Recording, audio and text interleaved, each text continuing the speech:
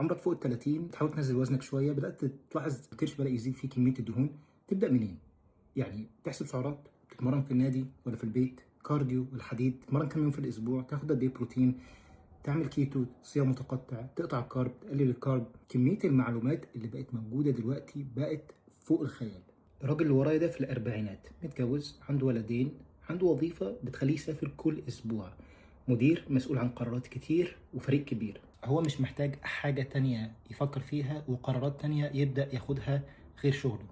عايز حاجه تكون بتناسب طبيعه حياته عشان هو يعني يعرف يشتغل فيها بدون تفكير، وفي نفس الوقت يقدر يلتزم عليها على المدى الطويل. وده بالظبط اللي احنا عملناه. هو دلوقتي نزل 12 كيلو دهون على الميزان و30 سنتيمتر من منطقه الحزام. شكله بقى رائع، والاهم من كده ان هو حاسس بده في اللبس، في الاجتماعات، في الشغل.